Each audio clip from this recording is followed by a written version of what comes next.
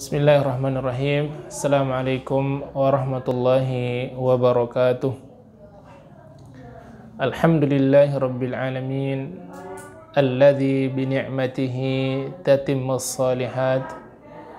Ashhadu an la ilaha illallah wahdahu la syarikalah wa ashhadu anna Muhammadan abduhu wa rasuluh.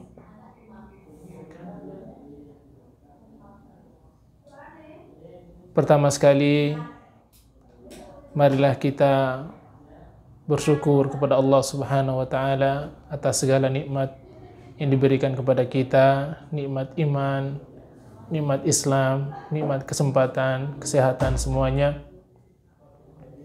Mudah-mudahan semua nikmat ini kita senantiasa mendekatkan diri kepada Allah Subhanahu wa Ta'ala, tambah dekat kepada Allah, tambah istiqomah di jalan Allah Subhanahu wa Ta'ala. Salawat serta salam tetap tercurahkan kepada Nabi kita yang mulia, baginda Nabi Muhammad sallallahu alaihi wa ala alihi wasallam. Para pemirsa channel YouTube Matsa Surba yang Pak Hasan sayangi, alhamdulillah kembali lagi bersama Pak Hasan di CIP pada kesempatan kali ini. Mudah-mudahan sedikit yang Pak Hasan berikan, motivasi maupun sedikit ilmu, mudah-mudahan bermanfaat untuk diri pribadi Pak Hasan, sekaligus untuk para pemirsa semuanya. Pada kesempatan ini, Pak Hasan ingin menceritakan sebuah kisah singkat. Kisah yang sangat singkat, tetapi di balik singkatnya cerita ini, insya Allah kita akan mengambil faidah-faidah, kita mengambil pelajaran-pelajaran ibrah, agar kita bisa melakukan terbaik, melakukan hal-hal yang terbaik dari pelajaran-pelajaran yang kita petik dari kisah ini. Suatu ketika, para pemirsa yang berbahagia, salah satu seorang alim, seorang yang berilmu, seorang ulama besar, dan beliau rahimahullah termasuk salah satu pendiri dari salah satu 4 madhab. Beliau bernama Imam Abu Hanifah rahimahullah. Suatu ketika, anak-anak sekalian, para pemirsa yang berbahagia, beliau sedang mengisi sebuah pengajian, sedang mengisi sebuah majelis ta'lim di masjid. Tentu saja pengajian beliau sangat banyak dihadiri oleh masyarakat setempat maupun dari luar. Banyak sekali dihadiri oleh murid-murid beliau rahimahullah. Akan tetapi ketika di dalam majelis ilmu, ketika beliau sedang menyampaikan ilmu, datang seorang ibunda beliau. Ibu beliau sudah tua. Beliau memanggil Abu Hanifah, Imam Abu Hanifah, yang terkenal dengan ilmunya, terkenal dengan wibawanya. Wahai Abu Hanifah, ayo keluar. Silakan ke rumah. Silakan ambil makanan untuk diberikan kepada ayam. Kamu belum kasih makan ayam. Kebetulan ibu beliau memelihara ayam. Apa yang terjadi dan apa yang dilakukan oleh Imam Abu Hanifah? Beliau segera bangkit meninggalkan majelis ta'lim. Beliau hanya meminta izin kepada murid-murid beliau. Saya mohon maaf, saya tinggalkan sebentar, saya harus menemui ibu saya dan saya harus kasih makan ayam terlebih dahulu.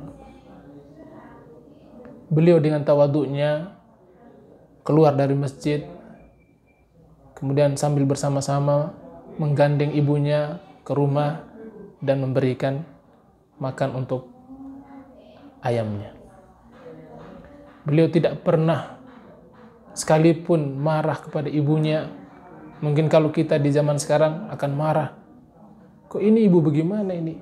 Saya kan lagi dalam keadaan sibuk nih.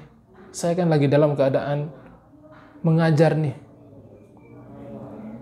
Ibu harus tahu diri misalkan. Kan seperti itu yang mungkin sering terjadi, kita dengar ucapan-ucapan dari sang anak kepada ibunya atau kepada sang ayahnya. Tapi yang dilakukan oleh Imam Abu Hanifah, anak sekalian, beliau dengan rendah hati, dengan sopan santun, meninggalkan majelis ilmu untuk memenuhi kewajiban beliau,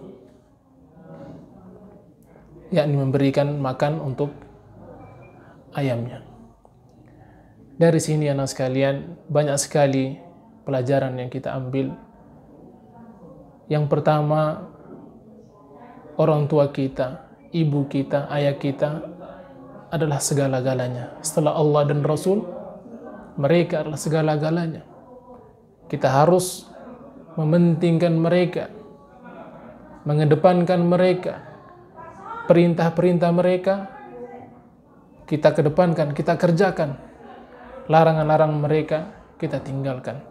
Selama perintah dan larangan orang tua kita tidak bertentangan dengan perintah Allah dan Rasul, kita yang paling terdepan untuk mengerjakannya.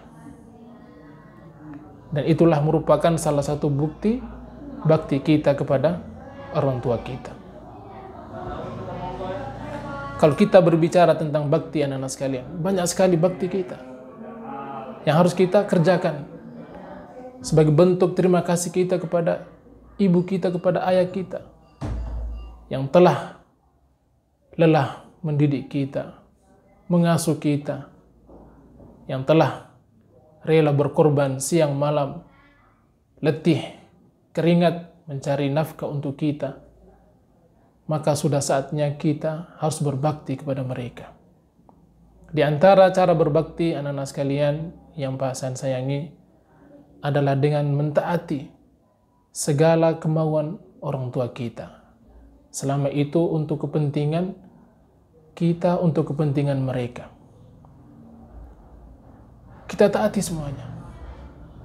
Misalkan orang tua kepingin agar kita ini menjadi anak yang rajin belajar, kepingin agar kita ini menjadi anak yang berprestasi, maka bakti kita adalah mencari jalan agar meraih sesuatu yang disenangi orang tua kita tadi.